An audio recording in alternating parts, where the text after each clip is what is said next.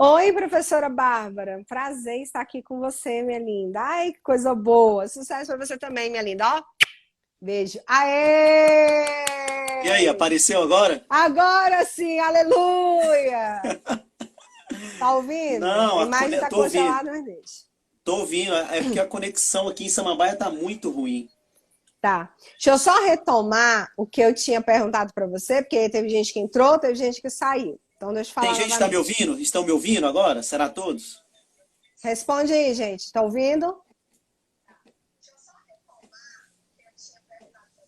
Responde, gente.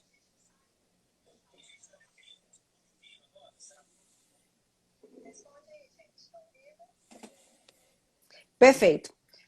A pergunta foi o seguinte, né? Quando o Klaus começou a responder e aí caiu. A questão foi o seguinte: a aula proposta para hoje é de RID, beleza? Ele vai dar as principais dicas, o que realmente cai nos concursos do DF, o que já caiu por contrato temporário, que foi a primeira vez que caiu por contrato temporário. Mas a gente não pode deixar de colocar, né, professor, hoje, né, essa Isso, questão da saída do nosso ministro, né, agora ex-ministro da Justiça e Segurança Pública, Sérgio Moro, sabendo, né, de toda aquela questão, porque ele não é somente uma pessoa comum, né, um qualquer ministro. A gente teve a saída da semana passada aí, né, do nosso último ministro da Saúde, agora com a questão do Sérgio Moro, a gente fechou hoje com dólar a mais de R$ 5, né?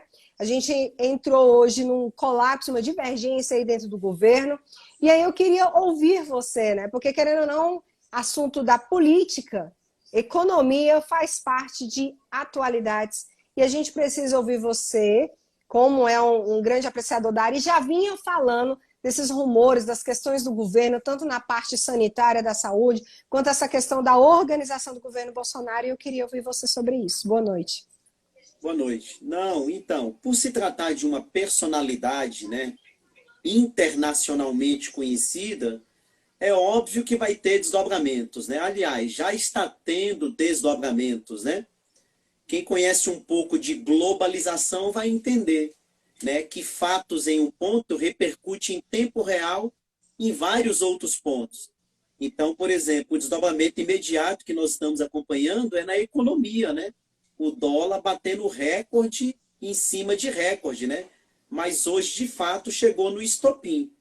A desconsiderar o seguinte, né? Tá falando de uma pessoa que tem uma folha de serviços prestados ao país, né?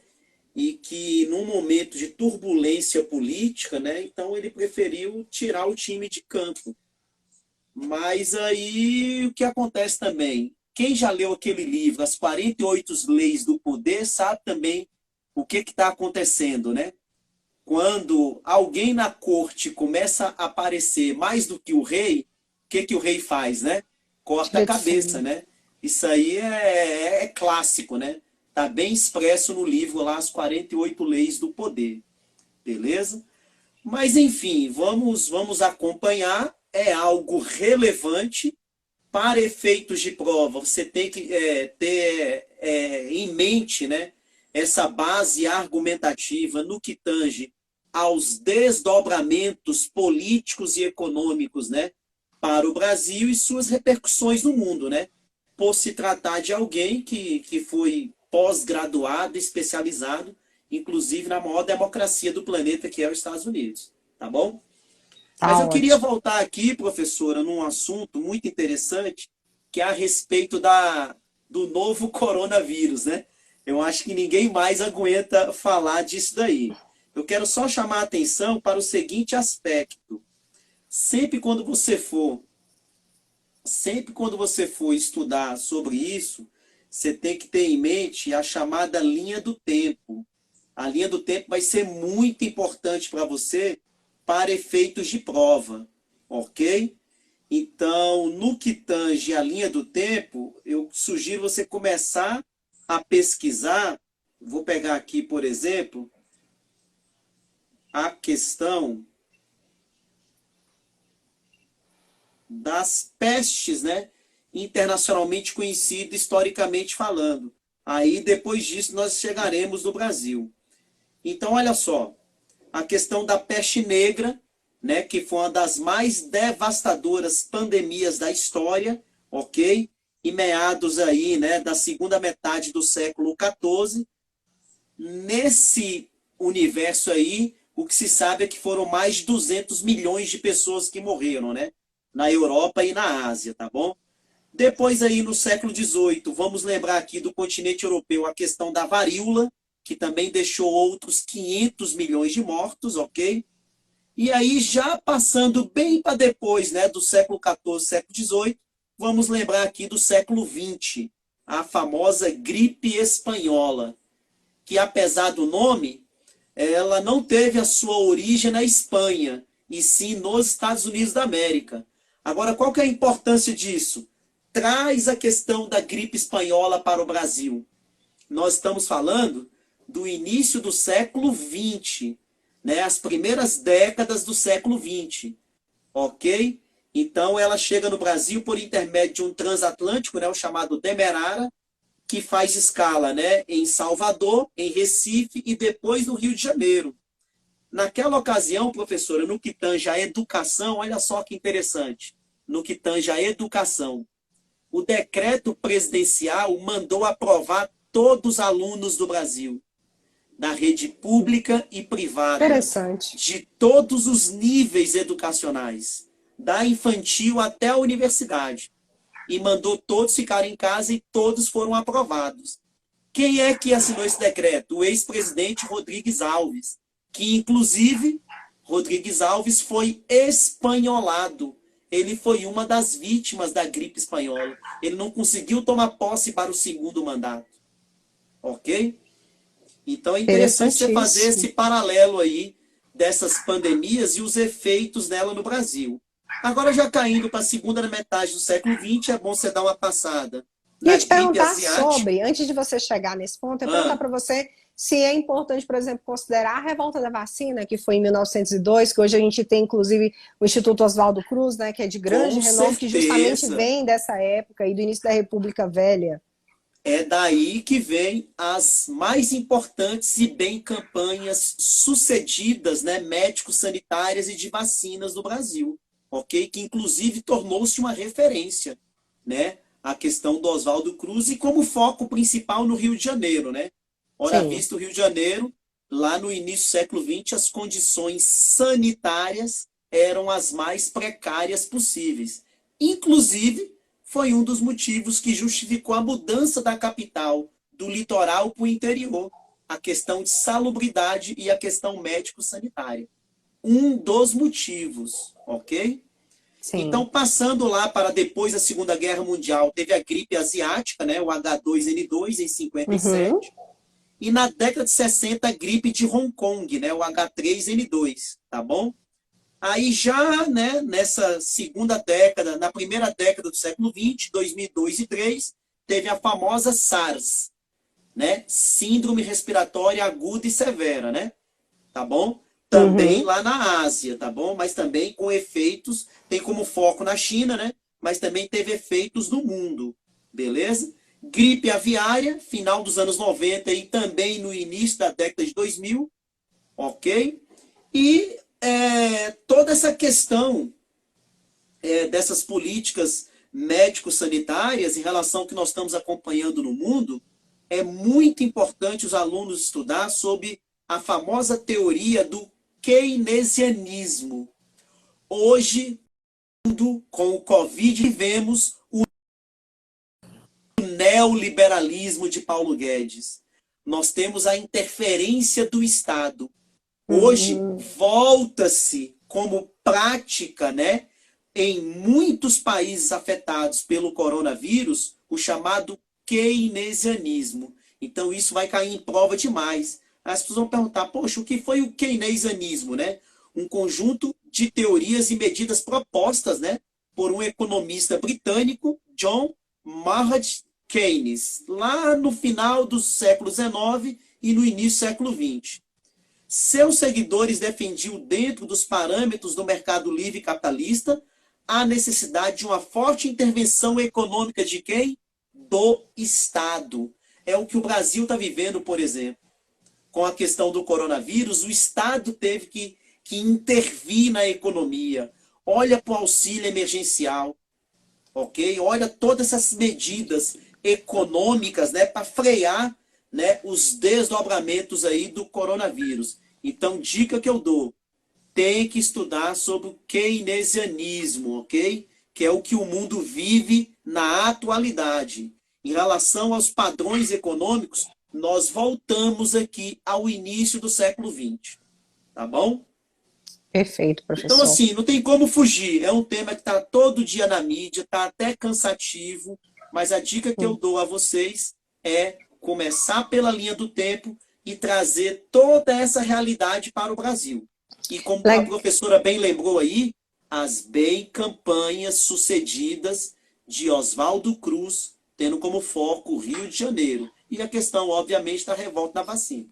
Legal você colocar isso, professor Klaus, porque assim, a gente escuta no noticiário o tempo todo sobre o tema, mas poucos foram os canais que realmente, de fato, fizeram essa abordagem histórica, né? Então, assim, se Isso. prende muito na questão que a culpa é da China, igual você viu lá o filho do Bolsonaro colocando, né? A culpa é da China, foram eles Não que é, trouxeram. gente. Mas aí ninguém fala da questão global, não se falou de questões históricas. Então, eu acho que o raciocínio tem que ser muito mais amplo do que isso. Isso. E outra coisa, quando for estudar sobre esse assunto, você vai encontrar, né, vários surtos de gripe. Falou em gripe, quais são as palavras-chave? As aves e os suínos, ok? Qualquer Perfeito. tipo de gripe aí, seja as do início do século XX, as da atualidade, ela passa do animal para o homem. Olha como nós vimos aí recentemente, ó, a gripe suína, ok? Verdade. Então, a gripe aviária. Então, tem vários subtipos, né? Então, apesar da nomenclatura, o novo coronavírus, de novo ele não tem nada. Já é um vírus conhecido já desde a década de 60. Óbvio, em outro mapeamento genético, diferente desse mais forte e resistente da atualidade. Léo Beleza? colocou aqui para você, ó, essa contextualização foi ótima, inédita. O que ele quis dizer, né? Que ninguém nunca tinha explicado algo nessa magnitude. Realmente, nem eu sabia de tantos detalhes pormenores. Inclusive, professor, eu vi você postando, né, nos grupos, assim que começou a estourar essa questão do coronavírus, essas questões históricas. Eu vi alguns posts seus mesmo voltados para esse Isso. ponto. É. O que eu queria te perguntar agora, já que você fez? Mas eu Falamos já do... queria entrar em Fala, outro detalhe. Olha só. conte-nos. Quem está acompanhando a série de reportagens do Jornal de Brasília sobre os 60 anos, teve uma reportagem que vai ser muito importante, professora, para quem está se preparando Prepara. para o concurso da Secretaria de Educação, Opa, ok? pode contar. Que foi aquela reportagem que tem como título o quê? Educação para os filhos desse solo, tá bom? Qual foi o E aí, veículo que colocou, professor? Já foi foi veiculado? o Jornal de Brasília, na série Brasília 60 anos. E aí, Olha quando aí, nós gente. falamos em educação para os filhos desse solo, no Brasil, em Brasília, em relação à transferência da capital, à construção, toda a formação de sociedade, né? Em meados aí dos primeiros anos e da época da construção, aí nós vamos ter que falar de quem? Do Anísio Teixeira, Teixeira. que vai ser lá dentro também do conhecimento específico, né, do plano distrital de educação, não é isso? Faz parte dos conhecimentos pedagógicos, né? E faz Isso, parte do mas conhecimento específico quando a gente fala de pensadores da educação, os de filósofos da educação, os pensadores, educadores. Acaba entrando específico também. o que eu quero chamar a atenção é que isso pode cair como aspecto histórico e relacionado à rede. É legal Entendeu? você colocar isso, porque, inclusive, um tempo desse eu dei uma aula online, inclusive com o professor Hammurabi, que era justamente sobre Anísio Teixeira, que nós falávamos. E se Isso. você for parar para pegar Anísio Teixeira, a pessoa Anísio Teixeira, você vê que ele é lá do Manifesto dos Pioneiros da Escola Nova, né? Em 1932, ele foi fazer um estágio com o John Dewey, né? Então, ele já é da questão da tendência liberal progressiva, trouxe a ideia para o Brasil, fundou junto com o Lourenço Filho, né, junto com todos aqueles intelectuais brasileiros, o Manifesto dos Pioneiros da Escola Nova. Ele seguiu aí dentro do governo populista de JK, né, que já era a época do governo populista, ali meados dos anos Isso. 50. Nos anos 60, quando a gente teve a inauguração da grande Universidade de Brasília, né, Ele, junto com Darcy Ribeiro, foram que trouxeram os intelectuais para esse solo e lá na frente fizeram também o Plano Educacional de Brasília. Então você vê que a figura do Anísio Teixeira perpassa, né, na educação mundial, chega no nosso país e chegou, né, aí até depois da inauguração de Brasília. Isso. Muito interessante. A imagem está saindo aí ou está só o áudio por enquanto? Tá só o áudio, tá pretinho. Tá só o áudio, né? Mas nós estamos te escutando muito bem. Tem uma pergunta aqui da beleza. aluna que ela fez o seguinte, foi até a Andresa. Se o vírus ebola também entra na linha do tempo, professor? Com certeza. Em relação à questão das aí vai ser epidemia, né? Porque no caso vai ser só no continente africano. Tá bom? Com certeza vai ter que passar por ele também. Aliás, né, você observa que nos meios de comunicação não se fala muito da questão dos efeitos do coronavírus no continente africano, à exceção da África do Sul, né, que é o caso mais grave. Motivo pelo qual, gente, a África, nas últimas décadas, ela está acostumada com a questão das epidemias. Então, a África já tem planos de ações aí, auxiliados pela ONU, né, de pronto emprego em relação às epidemias, né? Então você vê que, à exceção da África do Sul, os outros países quase não se fala muito do coronavírus no continente, né? Já pelo legado, né, de pronto emprego aí, das medidas aí que o continente africano já está bem acostumado. Ótimo. Professor, eu queria te fazer uma pergunta seguinte. Ontem, tá, gente? Eu devo estar fazendo uma live daqui para a semana que vem a respeito que ontem saiu o edital, né? A gente não sabe se vai suspender, enfim, mas saiu. Até então saiu o edital da Prefeitura Municipal de Alto Paraíso, Goiás, né? Que é a Quadrix, né? Que é a Quadrix, que inclusive é a banca que faz os nossos concursos aqui no Distrito Federal. Isso. A nível de contrato temporário e outros certames também. A pergunta, professor, é o seguinte, eu sei que tem a questão da atualidade do Goiás, mas eu queria que você trouxesse para a gente realmente como foi questão pioneira, né? Foi a primeira vez que caiu no contrato temporário as questões de atualidade, salvo que a gente tem o decreto, como você sempre coloca em aula, que não tem para onde correr, nem que seja processo seletivo simplificado, precisa ter obrigatoriamente o conteúdo de RIT incluído. Então, assim, o que caiu mais? O que você viu que a Quadrix gosta de cobrar aí nos seus aspectos geográficos, históricos, culturais, enfim, do conteúdo de RIT? O que o pessoal deve se atentar uma vez também, que eu sei que você teve um contato com a prova de Cristalina na época que foi do Goiás, que foi da Quadrix, até para dar uma dica assim, de que o pessoal, por exemplo, que for fazer para o Goiás deve dar uma olhada, e o que aqui no Distrito Federal mais caiu mesmo? O que ela gosta de cobrar dentro desse aspecto? Não, aí segue um padrão, né? Eles mantêm um padrão, né? De valorizar o quê? Os aspectos históricos e geográficos da realidade local de lá. Então, lá também tem uma lei de 2004 que obriga, né, a cobrar diversos aspectos dos certames locais, ok?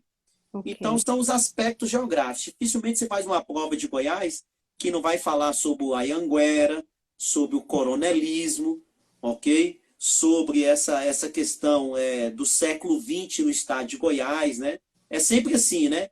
Golpe de 64 em Goiás, né? República Velha em Goiás, coronelismo em Goiás. E os aspectos geográficos, né?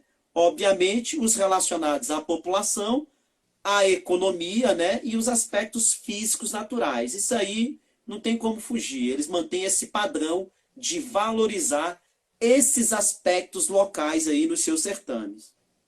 Olha aí, gente. Então, vocês que vão fazer exames de fora, né? É importante observar por quê. Por que eu tô falando isso? Eu lembro que quando eu fui fazer a prova de Cristalina, né, professor, na véspera eu liguei pro Klaus. Eu estava em Cristalina, eu fui testar a prova, que inclusive eu passei. Falei, Klaus, eu preciso que você me dê, mesmo que seja de última hora, o que eu ainda posso olhar antes dessa prova? Foi mais ou menos dentro dessa linha. E aí é importante colocar que eles colocam nomes de figuras, fala da questão da transferência da capital, tanto para Brasília quanto a capital Goiânia, que vocês lembram que era Goiás, depois dividiu Tocantins, Palmas, então tem essa questão do histórico, como ele coloca.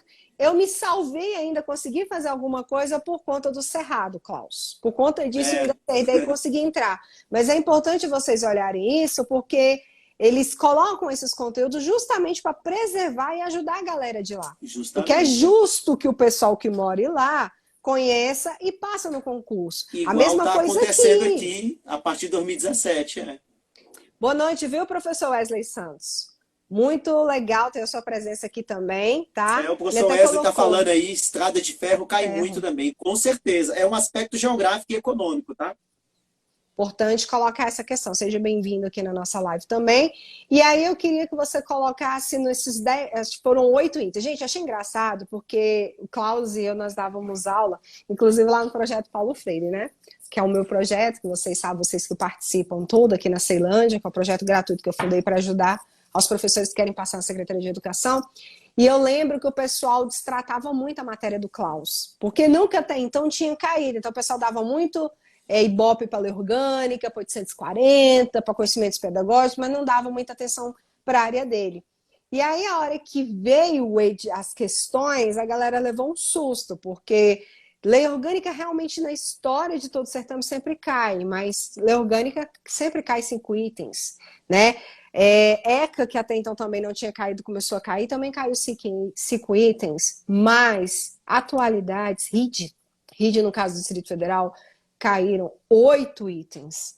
8, eu falei 8 itens. 8 itens é muita coisa. Quer dizer, depois de língua portuguesa, que caíram 12 itens, foi a segunda disciplina que mais 8 itens é caiu muita coisa. questões. 8 itens é muita coisa. Então, assim, às vezes as pessoas desprezam. Então, assim, agora vocês estão em período de quarentena. Eu acho que dá muito bem para estudar. Ele vai falar aqui o que estudar. Apesar que ele tem uma Bíblia, que é o material que ele vende para os alunos tudo, que tem muita coisa. Eu sempre costumo falar que as aulas de atualidades do Klaus, vocês têm que se comportar como jornalistas em coletivo de imprensa. Como assim, professora? É ele falando e você psicografando tudinho embaixo, porque é muita informação na realidade. Pode falar, professor.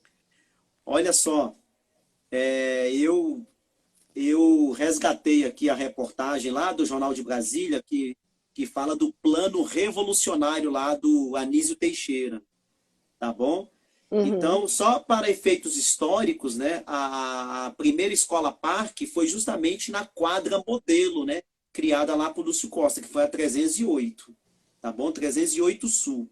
Então, olha só como eles classificaram aqui, ó, em relação ao contexto da educação, historicamente trazendo o assunto para a questão da rede aqui, né? Educação brasileira, que era arcaica e excludente, precisava de um solavanco para os projetos nacional desenvolvimentistas JK. A ideia do presidente a respeito de Brasília, como ele mesmo conta, era transformar a terceira capital do país, erguida do barro, numa espécie de balão de ensaio para o resto do Brasil. A própria criação da escola industrial era um exemplo disso. Aqui já está falando da escola industrial de Taguatinga, que é o chamado famoso EIT, né? Também uma das primeiras escolas também. Mesmo porque Taguatinga é a nossa primeira região administrativa também, tá? Assim, o plano educacional para o novo centro do poder deveria ser pensado simultaneamente nos âmbitos micro e macro. E aí é que entra o cara, ó. Como todo grande projeto pioneiro, o documento seria redigido por um grande especialista, invocado para erigir um marco para a educação do país. Quem? O baiano Anísio Teixeira. Se juntou à nova CAP para elaborar as diretrizes educacionais dali para frente. No início daquela década, Anísio Teixeira aplicava o conceito de escola-parque em Salvador. Então, observe que essa questão não é novidade aqui no Distrito Federal. O Anísio já tinha, né, a chamada prova de competência lá em Salvador com esse projeto, tá bom? É baiano, né? Inclusive, legal isso. destacar Então, isso. os alunos recebiam fomentos não só educacionais, mas como também sociais, cívicos. Olha só, cívicos, que se fala tanto nos dias de hoje, né? O cara já pensava lá nos anos 40, tá bom? Concepção cairia como uma luva para a JK, para o Centro Administrativo Nacional, tá bom? É aquela Então, questão das ideias. isso. Então, volta e meia, né? Além de ser importantíssimo aí no âmbito dos conhecimentos específicos, isso também pode te surpreender aí em relação à RID dentro de um contexto histórico-social, tá bom? Legal você colocar isso, porque inclusive já foi, acho que foi na prova da FUB, um pouco mais antiga. A FUB, o CESP pegou um texto que falava justamente dessa escola, acho que é Manuel Carneiro, lá da Bahia, é justamente essa escola de Anísio Teixeira, né, que foi principada dentro dessas ideias, e colocou um texto falando justamente sobre ele, numa prova de português. Tá? E é importante colocar, gente, só complementando o que o Klaus falou, aí você pensa, o que tem a ver o trecho que ele falou da Nova Cap com Anísio Teixeira? Se você for olhar e falar, não, Nova Cap cuida do terreno de Brasília. O que tem Mas a na ver época da a construção conversa? cuidava de tudo, né? Só que aí você lembra perfeitamente que Anísio Teixeira ele falava o seguinte, ele cuidou do plano educacional de Brasília. Lembra da história do falso avião, né? Assim que é conhecido, do Distrito Federal, Isso. né? Foi o pensamento dele? Ele queria uma escola onde se estudasse do filho do pedreiro ao filho do ministro. Era a fala dele. E que a criança ela pudesse andar, né, da sua casa até a escola sem nenhuma interferência, nem ela não precisasse passar por pistas, atravessar carro. Então, quer dizer, vocês podem observar que as interquadras elas são organizadas de uma forma que qualquer criança pode andar sem perigo nenhum. Ele Então, já até desce isso do ele bloco traçou. direto para a escola. Exatamente. Justamente. E aí, infelizmente, só não foi seguido o projeto dele, porque o projeto dele, inicialmente piloto, era ali nas escolas parque, como o Klaus colocou, a 308 como modelo, a gente tem a 210 Sul, 304 Norte, Isso. 314 Sul, que foi onde eu fiz meu estágio, que inclusive eu tive que falar de Anísio Teixeira, né, na época que eu estava na UNB. Então, assim, depois de muitos anos falando que a ideia era para trazer para cidades satélites, hoje RAs, e a gente só tem 2 escolas parque fora aí do contexto do plano piloto, que é uma em Braslândia, e a outra, inclusive, que Paulo Otávio, né, professor Klaus Kaisenberg, queria derrubar o antigo SESI, ao qual eu tive a honra de estudar, SESI Ceilândia.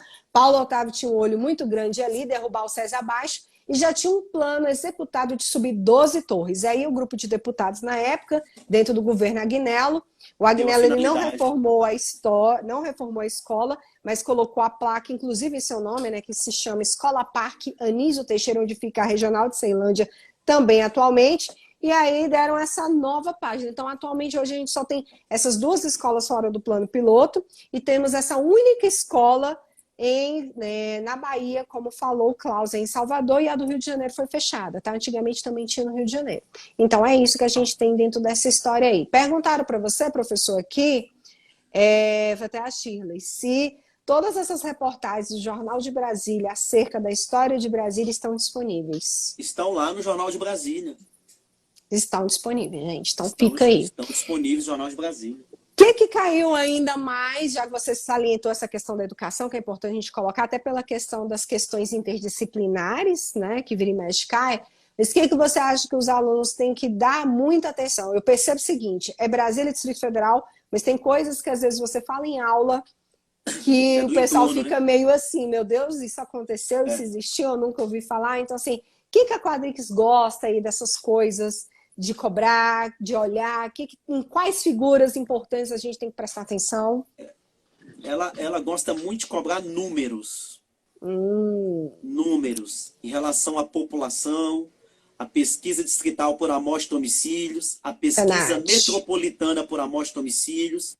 Então, ela adora cobrar esses números mais recentes, né? E aí entra dentro de quê? Dentro do aspecto geográfico, que está entre os aspectos mais cobrados. Então, tem que ter uma atenção muito especial em relação às últimas 2 pesquisas, né? Pesquisa distrital por amostra de domicílios e a pesquisa metropolitana por amostra de domicílios, que é feita aí nos municípios do entorno, pela Codeplan também.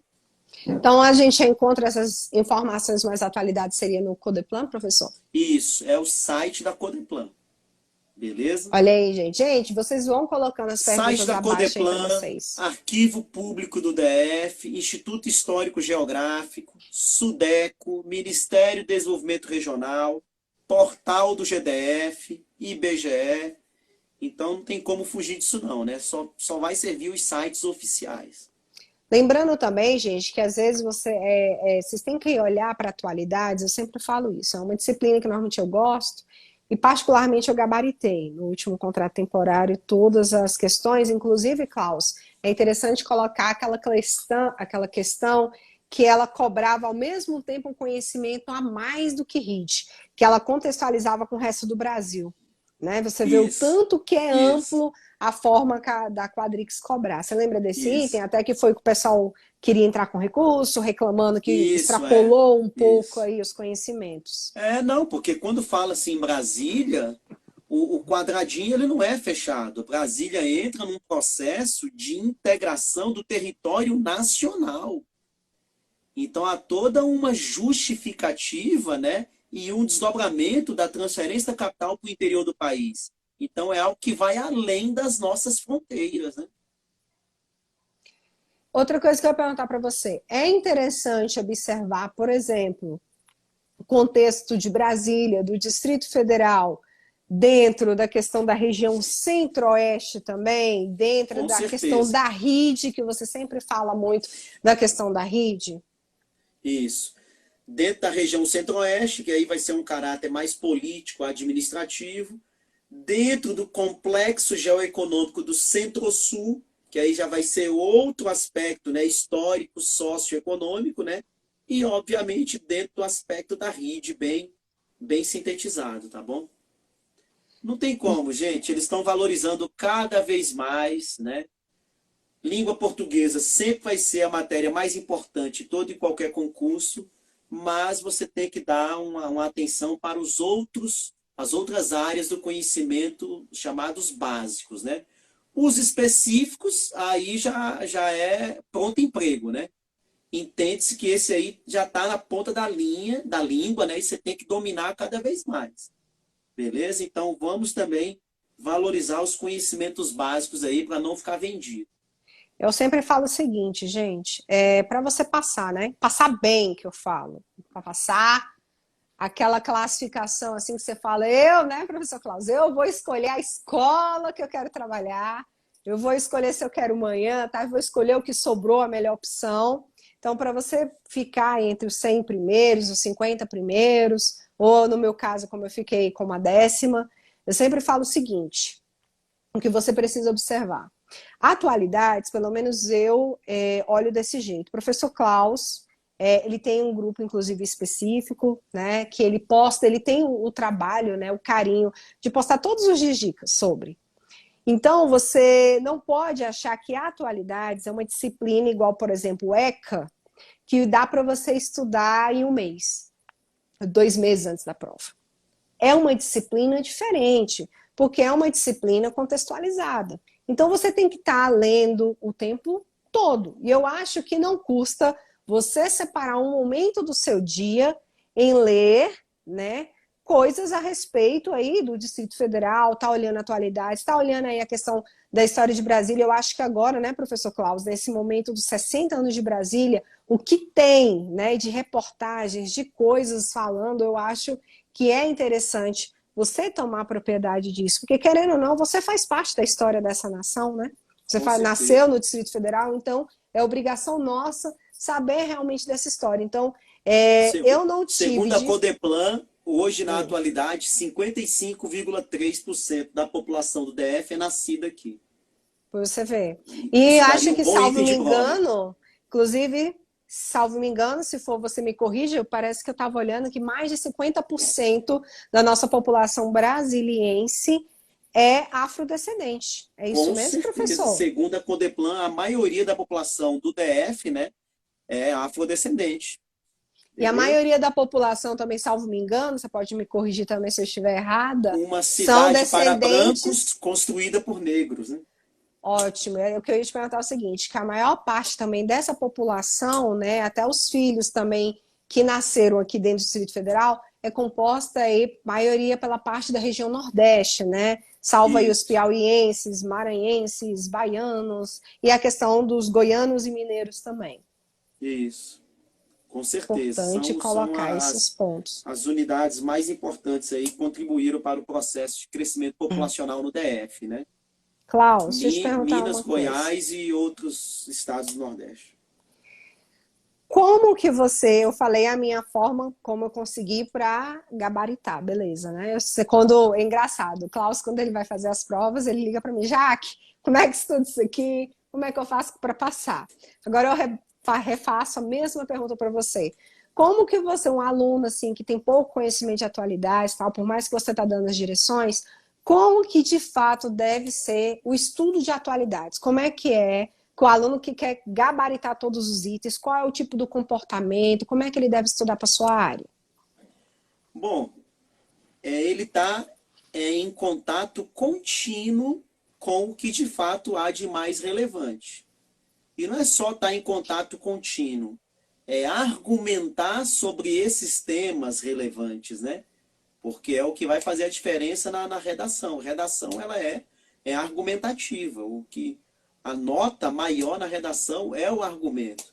Então eu sugiro aí, né, principalmente três fontes, né? Que é a BBC Brasil, a Defesa Net Geopolítica e o Instituto Milênio, tá bom? Então não tem como fugir disso não. Tem que estar acompanhando, em constante contato com esses temas da atualidade, porque é o que vai fazer a diferença. Se você ficar uma semana sem ter contato, sem acessar um desses sites aí, já fica bem mais complicado acompanhar. Então o contato ele tem que ser contínuo, contínuo. Tem que inserir no planejamento e ser fiel ao planejamento. Eu gosto de uma pessoa que você que me ensinou a gostar, que eu nem conhecia, mas quando você falou, são duas pessoas, na verdade, que eu já anotei nas minhas anotações, que você já foi meu professor, como eu falei, que é o André Trigueiro, né?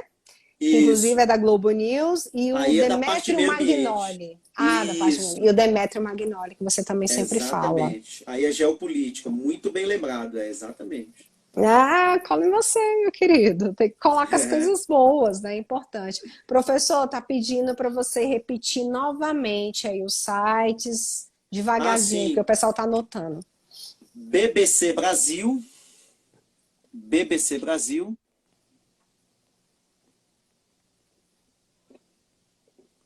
O outro é o Defesa. Defesa Net. A parte de geopolítica. E Insti Toto Milênio. Milênio. O bom do Instituto Milênio é isso aqui, ó. É os artigos de temas da atualidade.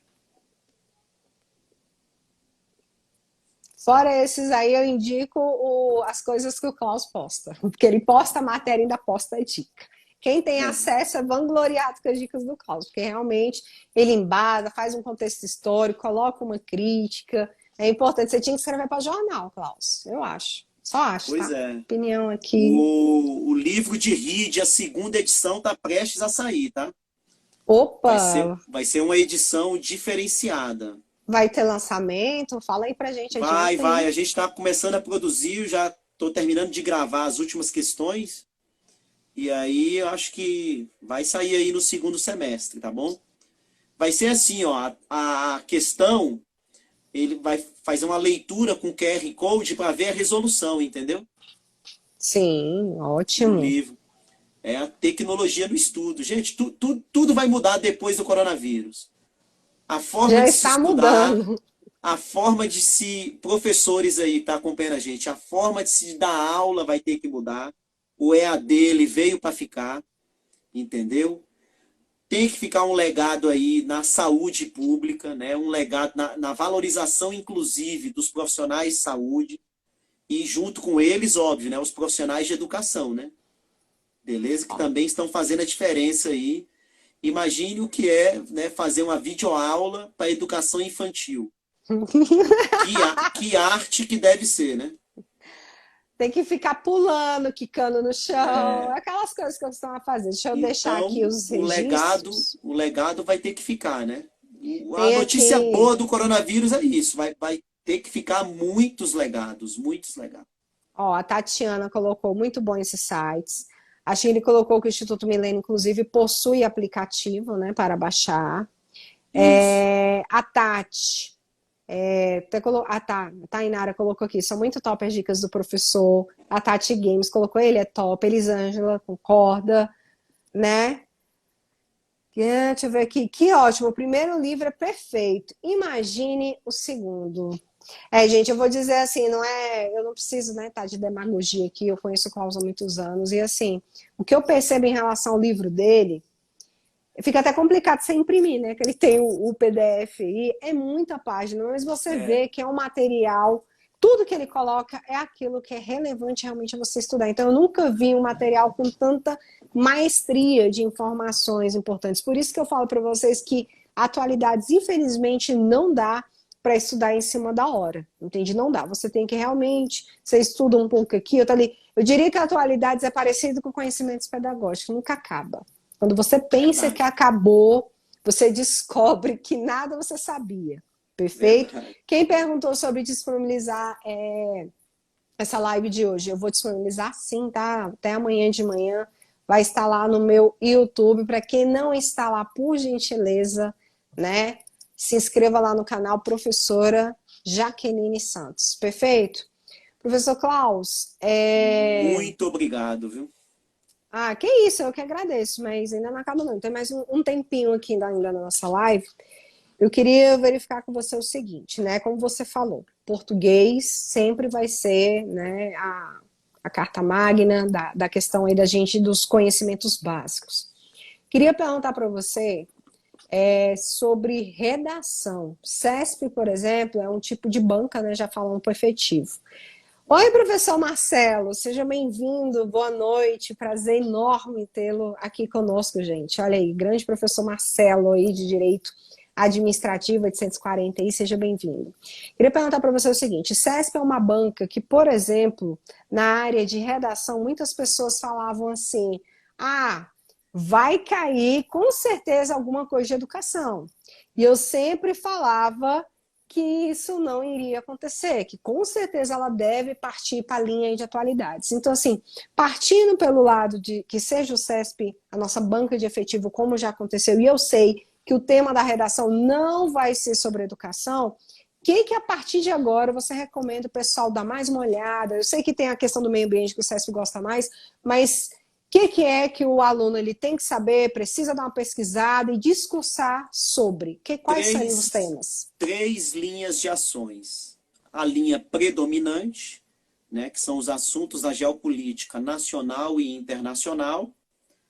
A linha provável, né, que aí entra, né, dentro de temas atuais relacionados à atividade desenvolvida pelo órgão ou pelo cargo especificamente. E a linha frequente, né, que são os assuntos relacionados a desenvolvimento sustentável.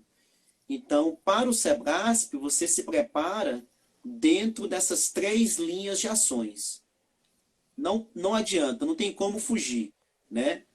Você não sabe qual que vai cair na sua prova. Então, você tem que estar preparado para as 3, tá bom? Mas, então, por exemplo, pode falar, geopolítica. Não, aí o que acontece? Em relação à linha predominante, que é a geopolítica, vai ser muito relativo. Pode ser que seja um tema bem recente, mas ele puxando esse tema recente para um aspecto histórico. Professora Entendeu? Letícia Bastos, seja muito Ou bem-vinda, bom seja, ter aqui você conosco. tem que ter uma base, né, histórico-geográfica, né, para entender geopolítica, para não ficar vendido, né? Agora a pergunta que não quer calar. Galera de específica está aqui, eu acredito que alguém deve querer fazer essa pergunta para você. Você concordou com a prova, quando teve de efetivo, para a galera de específico cobrar a questão de Fidel? Você acha que não Com extrapolou certeza. a questão? Porque Não, muita gente reclamou desse tema. não, olha só.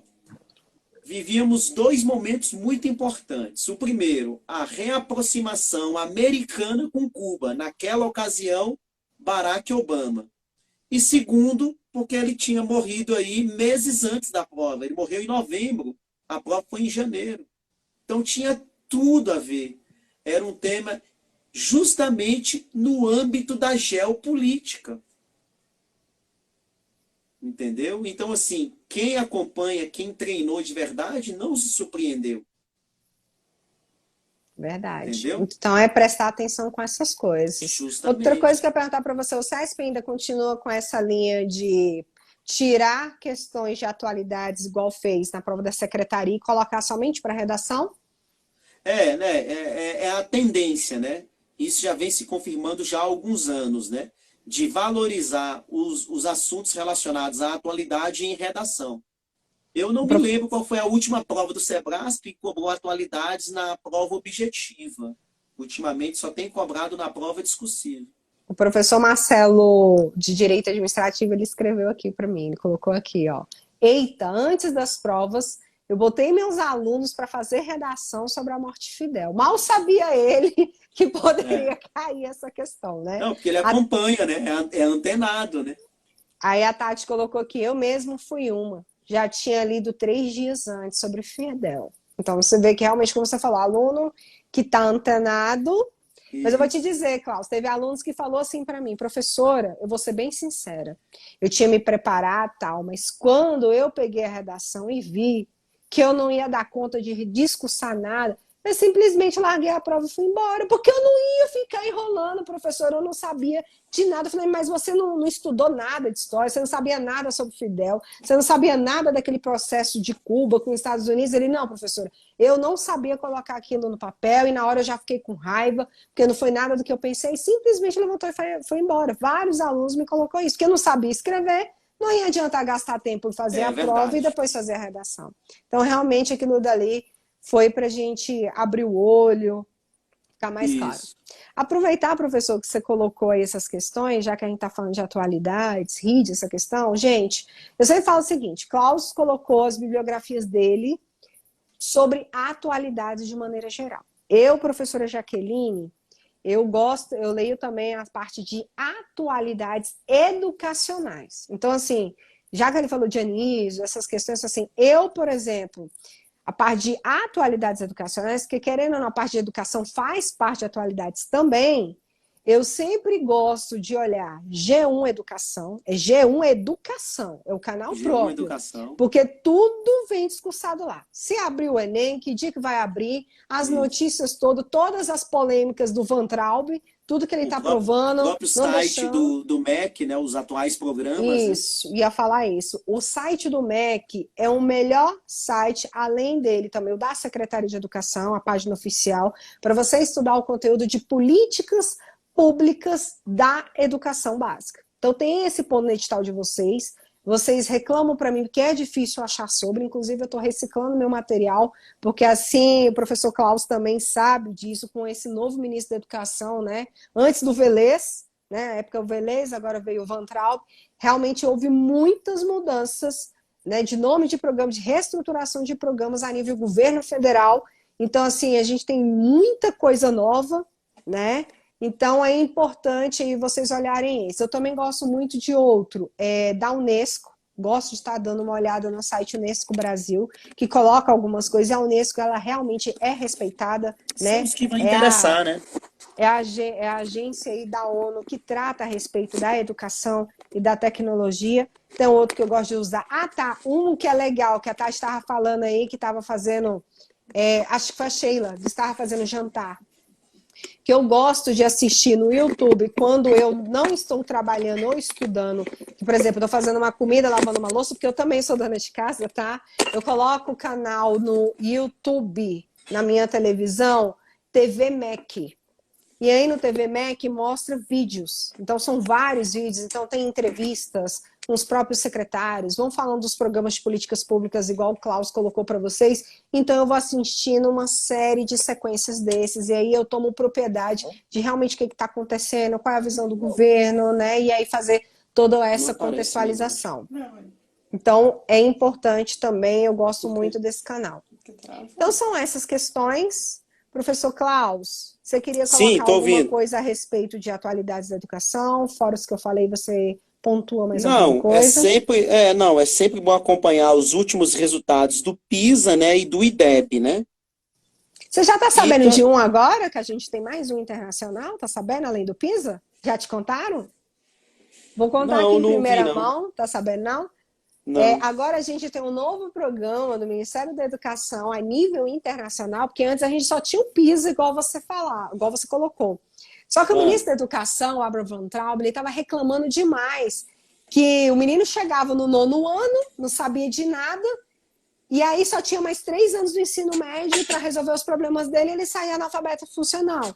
Então, existe uma avaliação de larga escala que os países, né, que fazem parte da OCDE também participam, que chama de PIRLS, que é o Programa Internacional de Literacia. Professora, o que é isso? Esse programa, que é uma avaliação de larga escala de nível internacional, assim como o PISA, ele vai ser aplicado para os alunos a partir do 4º ano do ensino fundamental.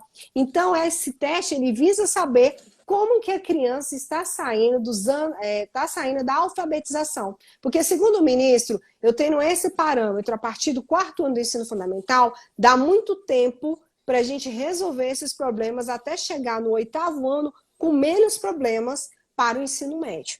Então, a partir desse ano agora, de 2020, no 2º semestre, vamos ver agora com essa questão do coronavírus como vai ficar, mas o Brasil já assinou e já estava desenvolvendo reuniões com secretários municipais e estaduais, desenvolvendo realmente como vai ser a gestão desse novo programa. Então, anota aí, PIRLS. Professora, como é que escreve essa palavra em inglês aí? P-I-R-L-S, PIRLS. Novo programa de políticas públicas de avaliação de larga escala que vai trabalhar aí juntamente com o PISA. Perfeito? ah, entendi, É de beleza. É avaliação bom que eu mesmo, vou, Léo. É o PIRLS, bom que eu agora vou você já fica começar a dar sabendo. uma olhada nesse aí também. Gente, como a gente está chegando uma hora de live, infelizmente vocês conhecem a história do Instagram. Deu uma hora, corta tudo. Vou dizer para vocês, foi um prazer, tá? Ter todos vocês conosco. Tivemos a presença de 3 professores de cursinho, que é legal, ó, professor Klaus. Né? É, Você ter a sua presença aqui faz trazer outras pessoas. Wesley, Agradeço. Marcelo. O Wesley, o Marcelo e a Letícia, né, estavam aí presentes, deram uma olhada aqui, deram um oi pra gente. Dizer para vocês que agradecer ao professor Klaus, que sempre está à minha disposição, né, a ajudar aqui vocês, a dar essas dicas. Dizer que quando acabar esse problema da quarentena, eu vou convidar ele para dar uma ida lá no Projeto Paulo Freire, como ele sempre vai, como ele sempre gosta de estar lá, né? E qualquer coisa, professor, a gente também marca outra live, não tem problema nenhum, porque atualidades Não, nunca é beleza. uma coisa que se esgota, tá? A gente Agradeço demais a sua só tem participação. que aprender agora como é que faz para aparecer a imagem, né? Não, acho que não é aparecer a imagem, eu acho que é a sua internet mesmo, como você colocou, porque no início estava e depois foi É? caindo. Eu acho que é muita relação da sua internet, mas não tem problema não. Eu acho que o que foi importante foi realmente te ouvir, ó. A galera tá aqui falando que você é top, achou rica essa live, a Cristina. A Sofia, obrigado por essas dicas maravilhosas. A Shirley, excelente dica. A Tati, É, desde quando parabéns. começou Só a tá muito quarentena aí, é a feliz. primeira live que eu faço. Geralmente quem Sério? acompanha aí eu não costumo fazer não, mas aí a de hoje não tinha como, né? Gente, olha, agradeço mais uma vez vocês. Esperem semana que vem, que eu vou estar marcando nova live, tá bom? Agradeço demais. Ah, tá, tem uma pergunta aqui. Como funciona o projeto Paulo Freire?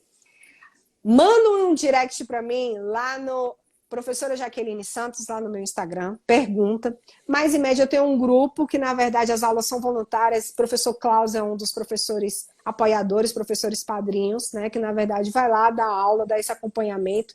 É realmente um projeto social voltado para aqueles que não têm condições mesmo de pagar cursinho, nas dificuldades. E agora, né, professor, a gente vai ter muito mais pessoas